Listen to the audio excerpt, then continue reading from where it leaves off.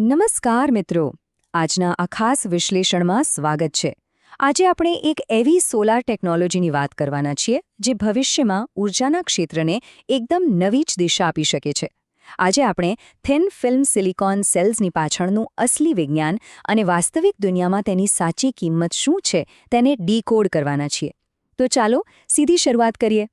સૌર ઊર્જાને એટલે કે સોલાર એનર્જીને ખરેખર ખૂબ જ સસ્તી કેવી રીતે બનાવી શકાય? આ એક બહુ મોટો પ્રશ્ન છે, ખરું ને? પરંપરાગત સોલાર પેનલ્સ ઘણીવાર આર્થિક રીતે પોસાય તેવી હોતી નથી, પણ થિન ફિલ્મ ટેકનોલોજી બરાબર આ જ મોટી સમસ્યાનો ઉકેલ લાવવાનો એક જબરદસ્ત પ્રયાસ કરે છે. આ કેવી રીતે શક્ય બને છે અને તેની પાછળનું ગણિત શું છે તે જાણવું ખરેખર રસપ્રદ છે. તો ચાલો આમાં થોડા ઊંડા ઉતરીએ. વિભાગ 1: થિન ફિલ્મ સેલ્સની રચના. સામાન્ય કથ્થણ પેનલ્સથી આ સેલ તદ્દન અલગ હોય છે. અહીં જોઈ શકાય છે કે આ સેલ અત્યંત વળાંકવાળા અને અલગ અલગ લેયર્સથી બનેલા છે. આ જે વળાંક છે ને, એ જ દર્શાવે છે કે આ પેનલ્સ વાસ્તવમાં કેટલી લવચીક અને પાતળી હોઈ શકે છે. અને સાચું કહીએ ને તો આ જ આ ટેકનોલોજીની સૌથી મોટી ખૂબી છે. દરેક થિન ફિલ્મ સોલાર પેનલ મુખ્યત્વે 3 પાયાના ભાગોથી બનેલી હોય છે. આ 3 ભાગ વિના કામ જ ના ચાલે. પહેલું છે ફોટોવોલ્ટિક મટીરિયલ, જેનું કામ સૂર્યપ્રકાશને ખેંચવાનું છે. બીજું છે કન્ડક્ટિંગ શીટ, જે ઉત્પન્ન થયેલી વીજળીને આગળ વહન કરે છે. અને ત્રીજું પ્રોટેક્ટિવ લેયર, જે આખી સિસ્ટમનું બહારના વાતાવરણથી રક્ષણ કરે છે. આ 3 સ્તરો જ આખી ટેકનોલોજીનો મુખ્ય પાયો નાખે છે. હવે આગળ વધીએ. વિભાગ 2: સબસ્ટ્રેટ અને ઉત્પાદન ખર્ચ. આ મોડ્યુલો કેવી રીતે બને છે ખબર છે?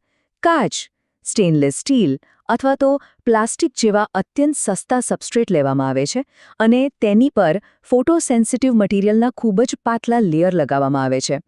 આ સસ્તા વિકલ્પોનો ઉપયોગ જ તેની પ્રોડક્શન પ્રોસેસને આટલી ખાસ બનાવે છે અને તેના વર્ગીકરણનો મુખ્ય આધાર પણ આ જ છે. જ્યારે થિન ફિલ્મ ટેકનોલોજીની સરખામણી જૂની અને જાણીતી ક્રિસ્ટલાઇન સિલિકોન ટેકનોલોજી સાથે કરીએ ત્યારે એક બાબત બિલકુલ સ્પષ્ટ થઈ જાય છે. મોનોક્રિસ્ટલાઇન અને પોલીક્રિસ્ટલાઇન સોલાર સેલની સરખામણીમાં થિન ફિલ્મ બનાવવાની પ્રક્રિયા પ્રોડક્શન કોસ્ટમાં બહુ મોટો ઘટાડો કરે છે. સીધી ભાષામાં કહીએ તો ઉત્પાદન ખર્ચની દ્રષ્ટિએ આ અત્યાર સુધીનો સૌથી સસ્તો વિકલ્પ છે. કોઈ શંકા જ નથી. પણ શું બધું આટલું સરળ હોય છે? બિલકુલ નહીં. વિભાગ 3: પરફોર્મન્સની બાંધછોડ. તો સૌથી મહત્વનો મુદ્દો એ છે કે અત્યંત સસ્તા ઉત્પાદન ખર્ચની સામે એક મોટી કિંમત ચૂકવવી જ પડે છે.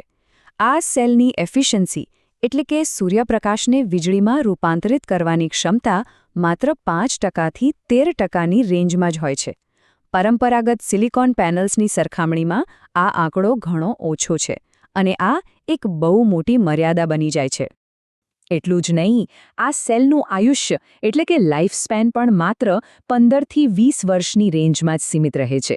સસ્તી ટેકનોલોજીનો આ બીજો મોટો ટ્રેડ ઓફ છે. પેનલ સસ્તામાં તો બની જાય છે, વાત સાચી, પરંતુ તેની કાર્યક્ષમતા અને આયુષ્ય બંનેમાં સીધો ઘટાડો સ્પષ્ટ જોવા મળે છે. તો પછી આનો ઉપયોગ ક્યાં કરવો? વિભાગ 4: વાસ્તવિક ઉપયોગો. આ ટેકનોલોજી એવી જગ્યાઓ માટે ખાસ ભલામણ કરવામાં આવે છે જ્યાં સ્પેસની એટલે કે જગ્યાની કોઈ જ મર્યાદા ન હોય. ઉદાહરણ તરીકે એવા મોટા ઘરો જ્યાં પુષ્કળ ખુલ્લી જગ્યા ઉપલબ્ધ હોય અથવા તો જમીન પર માઉન્ટ કરેલા વિશાળ સોલાર ફાર્મ. અહીં ભલે કાર્યક્ષમતા ઓછી હોય, પરંતુ વધારે વિસ્તારમાં પેનલ્સ પાથરીને વીજળીની જરૂરિયાત આસાનીથી પૂરી કરી શકાય છે. અને આ બાબત એકદમ સચોટ રીતે દર્શાવે છે કે આખો ખેલ કિંમત, પરફોર્મન્સ અને જગ્યા વચ્ચેના યોગ્ય સમન્વયનો છે. ફાયદો એ છે કે ઉત્પાદન ખર્ચ સૌથી ઓછો છે, પણ તેની સામે ગેરફાયદા એ છે કે કાર્યક્ષમતા ઓછી છે અને આયુષ્ય ટૂંકું છે. પરિણામે એકમાત્ર શરત એ છે કે અમર્યાદિત જગ્યા હોવી જ જોઈએ. આ જ બાબત આજના સમગ્ર વિશ્લેષણનો સચોટ નિષ્કર્ષ છે. અંતમાં એક વિચારવા લાયક પ્રશ્ન ઊભો થાય છે. જ્યારે પુષ્કળ જગ્યા ઉપલબ્ધ હોય ત્યારે શું માત્ર સૌથી ઓછો પ્રારંભિક ખર્ચ જ અંતિમ વિજેતા બની શકે છે? ભવિષ્યના મોટા સોલર ફાર્મ્સના નિર્માણ વિશે વિચારતી વખતે આ પ્રશ્ન અત્યંત મહત્વનો બની રહેશે. આજના આ વિશ્લેષણમાં જોડાવા બદલ ખૂબ ખૂબ આભાર.